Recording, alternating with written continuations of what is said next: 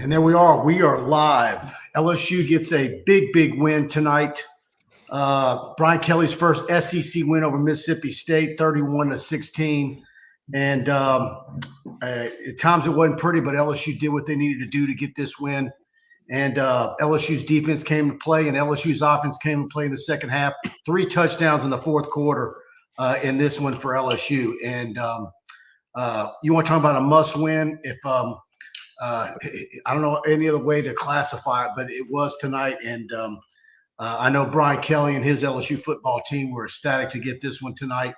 I was one of the guys that picked Mississippi State to win.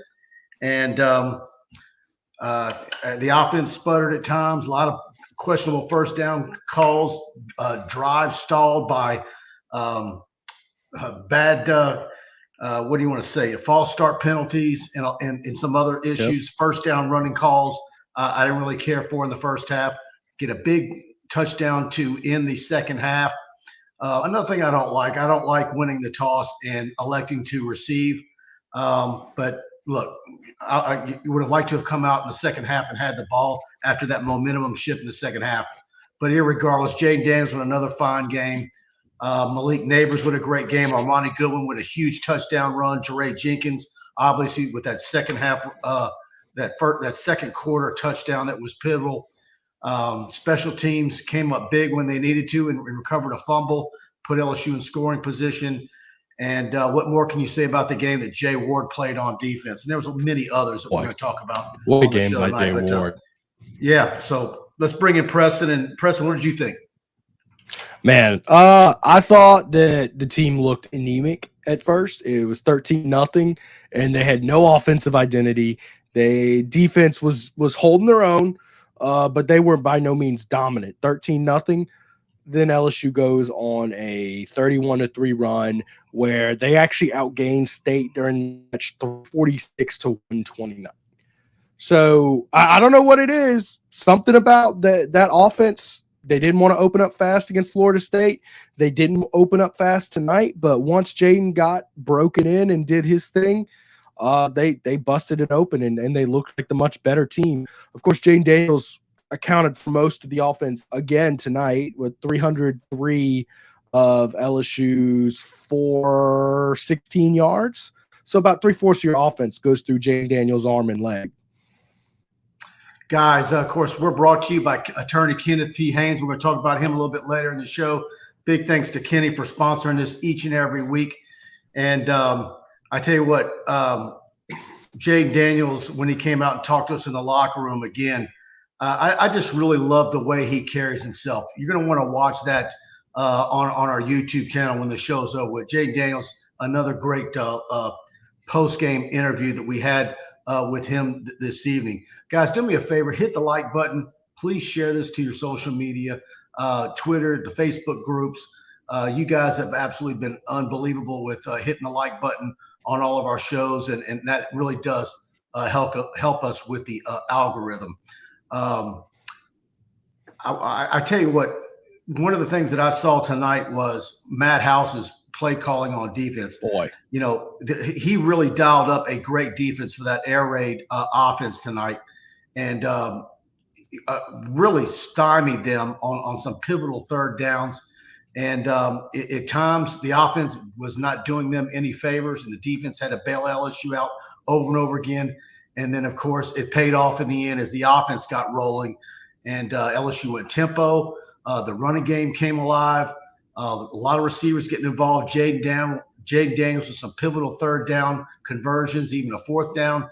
And again, after opening with a loss to Florida State, to get this win tonight, Brian Kelly's first SEC win, his first SEC game, I think it's good for the program. I think it's going to be a big morale booster. And now you've got week after week coming up here where LSU's got an opportunity to get much better. And what more can you also say about LSU starting 2 freshmen at left and right tackle? Emory Jones with a big game tonight. I watched him. I think perform very well. And LSU said that's the first time ever 2 true freshmen have started at tackle. The first time. Yeah. That's wild. And that's the first time that LSU has scored 3 touchdowns in the fourth quarter to win a football game since 2012. Wow. That was against Ole Miss in 2012. Wow, and that was a wild wackadoodle game. Odell Beckham with his punt. I want to first off, Matt Howire looking genius at this point. He not only has his guys, there's no blown coverages, it's very bend don't break, but he's dialing up a lot of creative twists and stunts out there. Guys moving and doing things that are that confuse the offensive line. Also, you've got guys, first off, Harold Perkins, absolute freak of nature. LSU tweeted out comparing him to Devin White already, wearing that number 40 number, which is bold, but he certainly looks like it. Don't tell me stars don't matter when you got guys like Harold Perkins running around. BJ Ojulari was an absolute monster. We talked about getting him and Ali Gay back this week would be a big deal, and it was. BJ Ojulari went from kind of a pass rusher guy, get pressure every third down every once in a while, to an absolute dude out there. That is what LSU's weight and training program came in to do, was take guys like him and make them into monsters like we saw them tonight. And it looks like it's working. I tell you what was surprising to me, particularly in the first half. I was shocked when I looked at the time of possession and there was only 2 minutes separating LSU's offense in theirs, because it felt like it was double. And there was only like 2 minutes separating them. And at the end of the night, what was the total? I was trying to pull it up here. The total. I got you. LSU actually outpossessed them 32-42 to 27-18, which is, you get that from the end of the game, but it actually wasn't as bad as you thought in the beginning, because I remember having that same thought, and then looking, and Mississippi State held the ball for like a minute more. But that's the thing about their offense. It does not hog clock at all. LSU had 416 yards of total offense to their 289. Obviously, LSU with 206 rushing yards to their 75. But still a decent amount of penalties. LSU was penalized 7 times for 39 yards. But LSU was 1 for 2 on fourth downs and 6 for 15 on third downs, and most of those were at pivotal times in the second half. So red zone, LSU was 4 for 4. That's a great statistic on the night, and no doubt. And only 1 turnover compared to their 2. And so there you go. Check this out. Third down, LSU started 0 for 8 on third down. Could not buy a first down when it was third down. And you tweeted about it was a lot of third and long situations. And when you're in 3rd and 12, 3rd and 15, it's just tough. Well, they ended the night 6 of 15. So let me do some math real quick. That looks like they ended the night 6 of 7 on third down. It's pretty darn good. That was the statistic at the end. They absolutely turned it around. And Malik Neighbors, again, with some key receptions. Armani Goodwin's run, I was glad to see him get uncorked for that long one of 47 yards, average 8.3 yards per carry. And so, again, guys, I just think, and if you listen to Brian Kelly, again, that's on our YouTube channel. I think he's got the right approach in way he's treating this win and talking about building upon this each and every week the rest of the way. And if he says, if they do and they buy in and they're realizing that their hard work is going to pay off, that he believes he's going to have a really good football team come November. So we'll see. I still think there's some concerns with some personnel. You've got walk-ons out there starting. Hey, did you see Brian's tweet actually out there? Brian popped off with a big tweet.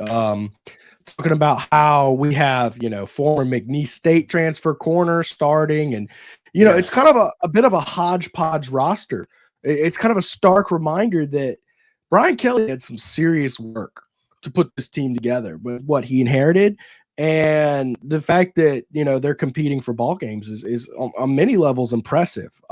Just because you got a lot of hodgepodge, you got to walk on returning kicks for you right now. That's speaks volumes. All right, let me get a bunch of these up real quick. Kenny Haines, sponsor of the show. There are certainties in life, death, taxes, and LSU beats the hell out of Mississippi State. PC defense played really well. BJ, J. Ward, Brooks, Perkins especially. Ehrenfelder defense playing great every game so far. I don't know what more you could say about that defense. Impressive. Absolutely. Kenny Haines, Baskerville, and Perkins greater than Penn and Jones. I think you're on to something there. Play the freshmen. You're building for the future. You got Will Campbell and Emory Jones. Get them rolling. Does Kansas think that their bowl win was so impressive after today's loss to Tulane? This freshman class is special, says Gift Vader. Can't afford a slow offensive start, says Brian. This team overcame a lot of mistakes. We have to clean that up, says Marcus Freeman. And is he trying to kiss up for a job, maybe? Yeah, Florida, Texas, and Arkansas all struggled. I was really wanting Petrino to pull that upset. You know who also struggled today again was Notre Dame. They struggled against Cal. Yep, that I saw that last play. That could have been a touchdown. Yeah, it could have. Even though Jaden Daniels missed some open receivers, it sure seemed like it was hard for our wide receivers to get open. Yeah, I think there's obviously some throws that he would have liked to have had back, or some ones that he would have liked to have uncorked. But I did like that he did scramble out one time and he did throw it, and it was a big play. So, you know what I thought was interesting? He missed a couple out throws, like to sideline type throws. He just missed them high a couple times. And Brian Kelly got in his face, was talking to him about how to throw the ball. That's something LSU hasn't had from its head coach in a while. Northside Lafayette, Louisiana. I'm say this: Jaden Daniels is a good quarterback. Man, if he can read the field and hit these really good wide receivers, LSU is a 10-win team. I think Jaden Daniels is going to get better every week, and I think that offensive line is going to help him. If they can stay healthy, they're going to find some solutions there. That was a third different starting lineup on the offensive line. And look, I think Emory Jones would have been a starter on the offensive line in game one had he been a midterm graduate like Will Campbell. We just felt it was inevitable, and here we are week 3, and he's starting at right tackle. And that's something we knew when he came out of Calvin Cow, that he could play 2 or 3 positions on the offensive line. Those two aren't going to play as well as they played tonight down the stretch. Fans, they're freshmen. They're special. Take your lumps and roll with them, because if you just let those kids grow, they're going to be special. Rhonda McGrew, Jay Ward was a beast. Yes, he was. What was his total tackles on the night? 15? 11 tackles, 1.5 for a loss, and of course, the game sealer interception there down the stretch, picking off one of the best quarterbacks in the SEC. Aaron Felder, I like the way Matt House has our D-line looking with the stunts, twists, and different pressures. Absolutely. Coach Kane has done a fantastic job. I like what Kerry Cooks and Steeples are doing with the DBs, and they're making a go of it by hook or crook with finding the right guys at linebacker. They're going to move guys around. They're going to find the right scenarios each and every week. It might not be pretty at times, but they're going to find a way to get it done. I'll tell you what, you're identifying some guys though that are too good to keep off the field right now, like Savion Jones. Savion Jones, he's good too, man. Boy, this front seven is a very good front seven. There's a lot of good players out there. Let me scroll up here real quick. I tell you what I want to do first, though. I want to let me see now. 1 second. I tell you what, I want to go ahead and hear from our sponsor, attorney Kenny Haines. Board-certified family law specialist Kenneth P. Haines is a highly skilled and experienced trial and appeal attorney with over 33 years of experience solving real legal problems for real people, specializing in all aspects of family law, divorce, support, custody, and property. Your standards are high, so are ours. For representation in Northwest Louisiana, call attorney Kenny Haines at 318-222-2100. And there he is, Kenny Haines, the unofficial official lawyer of TigerBait.com, and he reserves the right to think most clearly for a paying client. And nobody better in Northwest Louisiana for all your legal needs and give Kenny a call. Let me get to some more of these guys' comments. Great comments tonight, by the way, guys. Yeah, PC. Emory Jones is a gift. Trucking with Casper, JD's inaccuracies is going to bite us against good teams. It might, but I tell you what I do like about what I see in Jay Daniels is he doesn't make many mistakes. He might not find the open receiver. He might tuck it and run a little bit too much, but I like the fact that he protects the football. And I mean, where's he at on the year for interceptions, Preston? Zero turnovers at all. By the way, 6 running touchdowns, 2 rushing. So that I'm not the best at math in the world, but that sounds like 8 touchdowns, 0 turnovers, which is good. Look, let's be very clear on this because this is probably most sensitive topic we're going to touch on.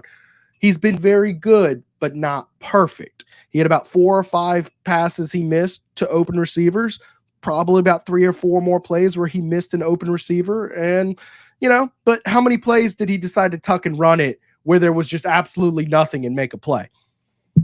Absolutely. Yeah, he did fumble tonight. He fumbled. Yeah, the center snap. That was the one. He lost that fumble. Chick Drum ER drummer. Tonight, our Tigers made the ESPN Game Day panel look like complete idiots. Well, I tell you what, they're not the only ones. I picked Mississippi State. Did you, Preston? I picked Mississippi State 34-28. And, sometimes you make predictions off of what you've actually seen, not what you project, Mm-hmm. And from what I had seen, Mississippi State was the better team. But hey, good for LSU getting a much needed win. Absolutely. Maybe they used that this morning to their advantage.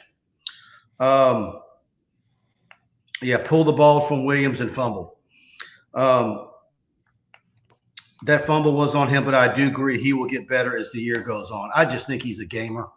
Would I like for him to stay in the pocket and zing it around like Joe Burrow did? Yeah. But I also love the way he can take off and run because that's so demoralizing to a defense. I mean, how often?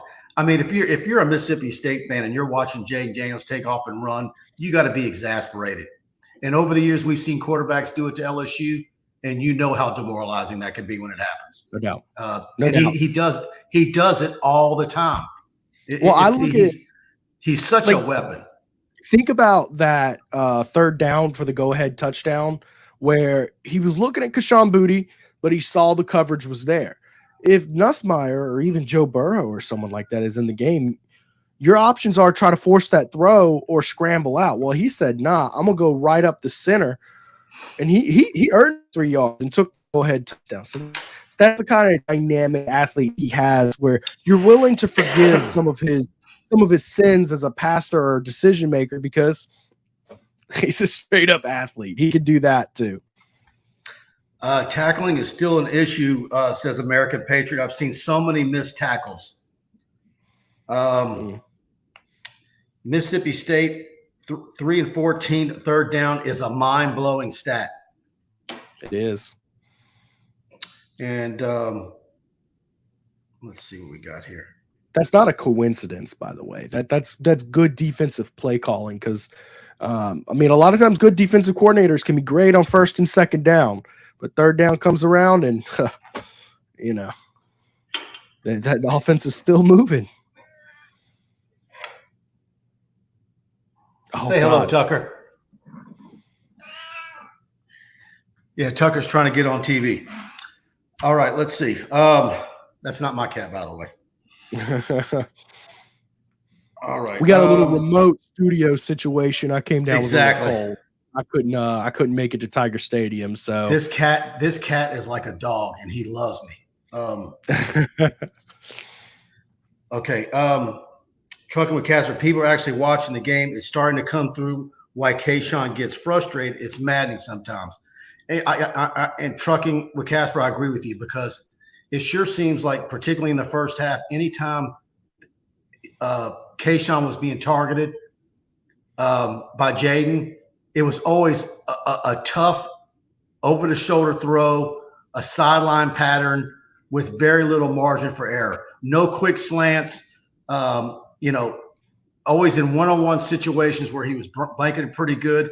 And there's been more than a few times, where Jaden just does not hit him. He's not leading him, and the ball's not placed where it needs to be. But those are also routes in the type of throws that are always going to be difficult, particularly if they've got their best corner on him and have done a good job of taking him downfield. So, by the way, he got 8 targets tonight and hauled in 3 of them. Yeah. Ken Parker Butte is simply not used as he was when he dominated 15 to 20-yard crossing or post our strength. There you go. Exactly what I'm saying, Ken. Texas Tiger, one of my favorites. Hey, guys, was it the game? Ward was outstanding. He absolutely was. I've got a post-game interview with him. I haven't loaded it up yet. After the show, I'll have that up on our YouTube channel in a hurry. But I wanted to get us going. Right now, I've got Brian Kelly and Jay Daniels up there already on our YouTube channel, and a lot more on TigerBait.com. Do me a favor, go subscribe to TigerBait. Try us out for $1. I think you're really going to want to see the running back from St. Martin's Episcopal that I filmed Thursday night. Boy, talk about he's the next great Louisiana running back for the class of 2025. I don't know who the 24 running backs are going to be, but y'all absolutely need to check out Harlan Berry from St. Martin's Episcopal. Reminds me so much of Joe McKnight. Got an interview, a premium interview with him, as well as his highlight tape where he had 5 touchdowns Thursday night. And is Major like Burns that okay? Are exactly why Brian Kelly is Baton Rouge, not South Bend, by the way. Go ahead, Major Burns. Yeah, I think he's fine. I heard he's fine. Yeah, that's I saw someone say he was fine. He said he's fine. Shout out, Major Burns also played a very good game. Both he and Greg Brooks play good at the line of scrimmage. Now, Burns did have a missed tackle that allowed a 3rd down conversion tonight, but overall, those DBs, man, are not afraid to get to the line of scrimmage and make a tackle. James Moore, too many wide open receivers. Jaden is too hesitant. I think that's going to come with time. I really do. I'll be shocked if he's still doing that a month, 6 weeks from now. I just think that they're going to get better and better each and every week. Let's scroll down here. Tackling was great tonight, says Andy Whitaker. It had some spotty moments, but I don't think overall tackling was abysmal. I'd have to look. I saw a handful of missed tackles, but nothing that was making McElroy is great. Was McElroy good tonight? I didn't have any problems with him, but I usually don't have problems with McElroy, though. But I'm not necessarily. I'm doing so much game evaluation. I'm gonna be honest. I'm not really listening to the broadcasters. I know a lot of people. I know a lot of people like McElroy. I don't mind him. I never have. Yeah. Let me scroll down and get some more of these. Always a pleasant guy to bump into in the press box as well. He's very, very. Yeah, he's real friendly. He was up there tonight. I was watching him work the room at halftime. What an amazing comeback. 31-3. Wow. I think that 31-3 run shows that once this team gets in its groove, this team can be very good. That being said, I've said this 1,000 times. They have about 50 new faces they're breaking in right now. This team needs to learn how to play with each other, and I think we're seeing that. Denley Nelson, my God, please keep McElroy off of our broadcast. He's a spy. I like that, Denley. Bill Ferrer, special teams coverage needs to be fixed. Yes, it does. Yeah, the coverage. Oh, wait. Did we see the Emory Jones coverage though? Oh yeah. Did you see the solo tackle by Emory Jones? How about there is a great photo on the wire of that tackle, by the way. And Emory is basically he's horizontal, very similar to Jacob Hester in that famous photo of whatever year that was. Was that 2007? Stretched out over, yeah. Yeah. Mm-hmm. I mean, Emery's like that in this photo. I got to go get it. You know who Emory Jones reminds me of? Just with his kind of freaky athleticism stuff he does. It's a lot like Lael Collins with his just wide receiver-esque feet at combines. It's some uncanny similarities there. Trucking with Casper, Mike, do you agree that this year could actually hurt Kayshawn's draft stock if this continues? I actually kind of feel bad for him. You know what? I don't think his production will hurt him, but I think what could hurt him is the way he handles his lack of production. It's a good point. And look, he needs a full season of production. GMs don't want to hear that stuff. Yeah, I agree. He needs to show that he can play a full football season too. Kenny Haines, Mike and Preston, can you see our offensive line leaning on the D's late going forward? Armani popped that one tonight. I wonder what he means leaning. Like leaning like as in like not like controlling the game with running the ball and then just waiting for eventually them to tire down. I don't know. Well, Brian Kelly did say that in the post game that he felt that the team overall, kept their tenacity and being in better shape. He thinks helped them at the towards the end. So he was crediting the team being in better shape than Mississippi State in the fourth quarter. Which that might have had something to do with them having to travel to the West Coast last week, if we're just being honest here. Yeah, what is the deal with Besh? Did you pick up anything? I did not. I saw him out there, and he was open on a play. That was one of the missed wide open receivers, about 15, 20 yards downfield that Jaden Daniels did miss. But other than that, very quiet from him. Very concerning because we know how good he is. It seems. But here's the thing. If you're going to have 3 wide receivers out there, are you going to have Jack Besh out there? No, you're not. And if you're going to have 4 wide receivers, who are you sitting down to put Jack Besh out there? Well, I could see. My point is, let's put it like this: you can rotate them in there with those guys. I'm not saying take them off the field all the time, but rotate them with Jeray Jenkins. No, but he is being rotated, right? But who's been more valuable, Jeray Jenkins or Besh? Are you going to sit down Jeray Jenkins? Are you going to sit down Malik? But I also think. Are you going to sit down Butte? Preston, stop. Stop, Preston.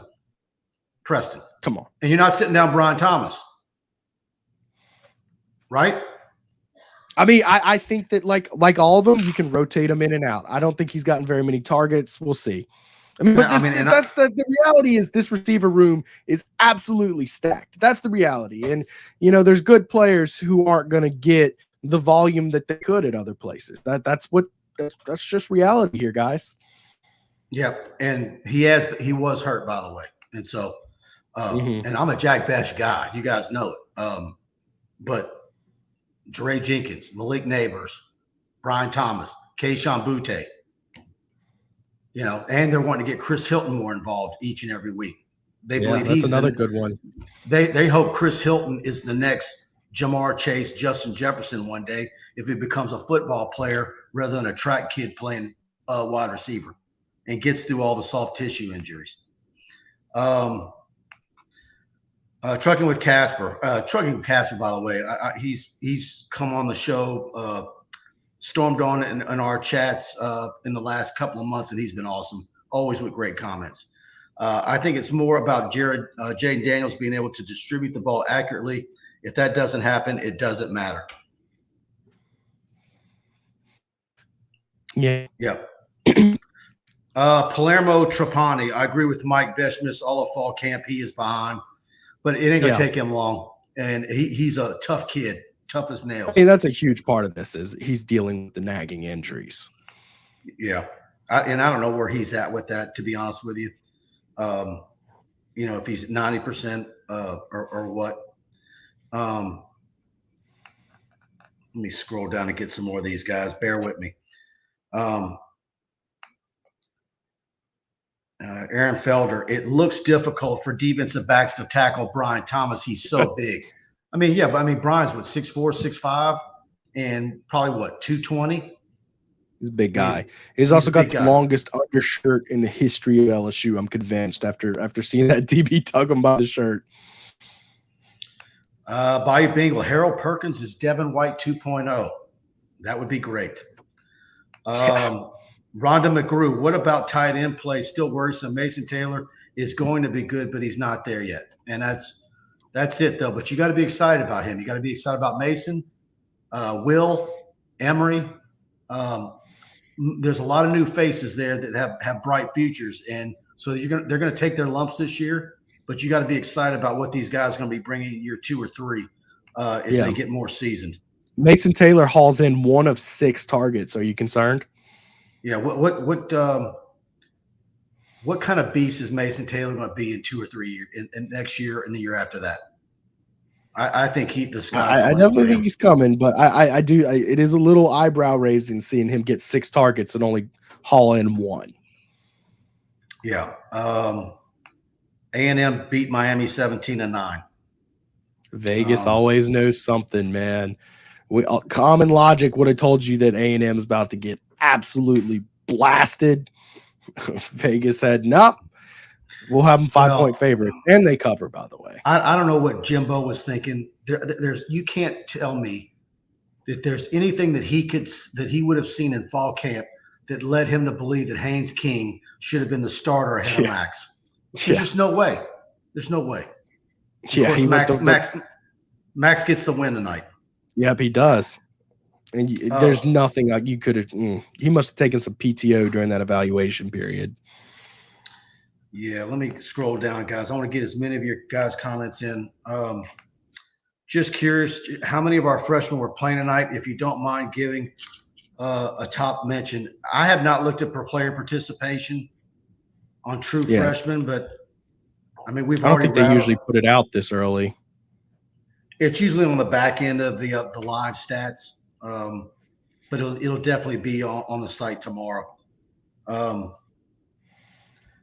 Yeah, most of the throws to Mason Taylor were bad throws from the quarterback, says Bill Ferrer. I need to go back. I got it on my DVR. I need to rewatch it. Besh can do punt returns. That's a sore spot, obviously. Poor decisions. Ugly decision. Ugh. Poor decisions. Not being cognizant of where you are beyond the 10-yard line. There was one at midfield where he went up and it was a dicey situation. Could have been a disaster. Brian Kelly gave him a once-over pretty good once he got to the sideline after that one. Look, when you've got the skill players that we just rattled off at wide receiver, you can't tell me that one of those guys can't be a marquee punt returner, because I know several of those guys were very, very good at it in high school, including Jack Besh, who is in your comment. Jack almost Besh, like went all in on Neighbors, and then that plan just busts.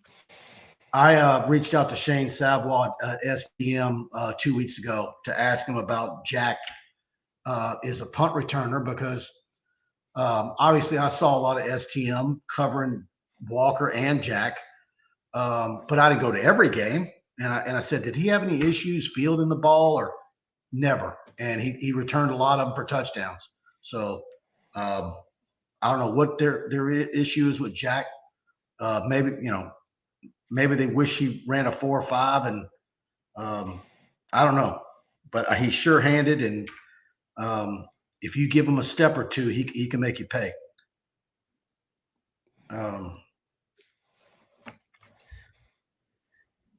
Denley Nelson, bottom line, number 8 is a dude, mature and balling as number 7. There's one football every receiver cannot catch a pass. I like that, Denley.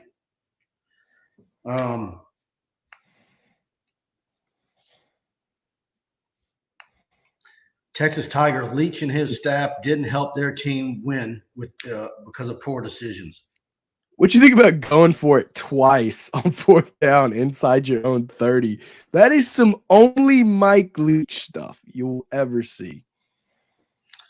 Well, it would have been nice on the first one if they would have made him pay for it. Yeah, well, they made him pay eventually. 1 for 4 on 4th down, by the way, for State. Why not use 2 on punt returns? LSU used to do that. Helps on blocking and communication, says James Herman. I don't know when the last time I saw somebody do that. You seen anybody? They used to do like a lead blocker situation. Remember Chad Jones, Patrick Peterson, or Odell and Jarvis, but not like 2 true returners back there. No, not unless it's like a safe situation where you're looking for the fake. Guys, if you're enjoying the show, please hit the like button. Please share to your Facebook, your Twitter, the LSU groups, and amongst your friends. And again, thanks for hitting the like button if you're enjoying the show. That really does help us with the YouTube algorithm. Didn't Sage Ryan also return punts? Fire 3449. He was named by Brian Kelly as the guy that they were looking at one point. Let me go back to this comment by Bayou Bengal. I didn't mean to take it down. I think some people underestimated how big of a win this is. Could potentially change the outlook of the season. Feels good to have a big win. Absolutely. That's how I opened the show, Bayou Bengal. I don't think you can underestimate what this meant to Brian Kelly. It's his first SEC game in Tiger Stadium. He gets the win. I think it's good for morale. I think it gives the kids confidence. You got a lot of young faces on both sides of the football that are getting an opportunity. And so now you've got some games here where LSU can get healthy, get a little bit more seasoned. And like Coach Kelly said in the postgame, he thinks if these guys continue to buy in and continue to work hard and believe in what they're teaching and practice every day, that he thinks he's going to have a darn good football team come November. And so, but, you know, along the way, you're going to have some pretty good luck with injuries as well. So they need to stay away from the injury bug. By the way, I don't think State's a bad team either. I think State's a team that's going to win 8 or 9 games. But we'll absolutely. See. Absolutely. I mean, that's why most people pick Mississippi State today. What I think everybody at the Advocate did, I saw except one. Everybody on ESPN, I did. Yep. You did. Vegas did. Yep. I think Buddy did. So there you go. Doug knows best defense since Aranda, House, and Preston. I love Matt House's defense. I tweeted that out. I did that exact thing out. Definitely best Aranda. Very consistent too. I love what I'm seeing out of this defense. Is Noah Kane injured? He didn't play or carry tonight. I don't think he even participated. So I don't know. We'll have to look into that. I have not heard anything. Kevin Vircher, our defense made the difference. No doubt. They did what they had to do, and the offense they gave the offense an opportunity to get their bearings and finally get it going. Because I know as a defensive player, they were for most of the first half they were probably exasperated. I mean, because at the end of the day, LSU was able to win this football game because, you know, the offense couldn't muster anything, and the score never got out of hand where they weren't in striking distance to get the win. And so once the offense got rolling in the second half, 3 touchdowns in the fourth quarter, that was it. No doubt. Well, and I think about it, LSU didn't score on its first 1, 2, 3, 4, 5, 6, 7 drives. And yeah, they gave up 2 touchdowns during that stretch, but there was also 4 drives where they didn't let them score. Imagine if there was a third one they did score on. 20-0, that's pretty daunting. Absolutely. Florida got lucky and won. I didn't get to see any of that. Did you watch any of that? Well, USF, yes, I did. USF missed an easy kick to tie that game late. I wonder how your buddy Glenn feels about his whole Napier take to LSU now, huh? I saw him tonight. Oh, yeah? DD, Louisiana. Would Jaden Daniels benefit from having quarterback coach Sloan on the sidelines to settle him down between possessions? I don't know. Yeah. I think if they thought that was the case, they would do it. I think quarterback coach Joe Sloan would do better having that eagle eye view where he can see things that Jaden can't. Yeah. All right, guys. I think I'm gonna go ahead into the show. We got a bunch of comments in. Big win for LSU. go to TigerBait.com. The whole front page is loaded with post-game coverage. And go try us out. Subscribe for $1. If you're an LSU fan, I think you'll enjoy what we're offering on TigerBait. You get our text alerts for breaking news, our newsletters, loads of recruiting prospect video. We were again at Zachary last night. Again, went and saw that fantastic running back, Barry. Y'all have got to check him out. And we've got a lot more coming your way this coming week. And so, all right, guys. some good recruits on campus tonight, too, that we're going to get follow-ups on, too, right? Yeah, working the phones tomorrow. And so had another big group.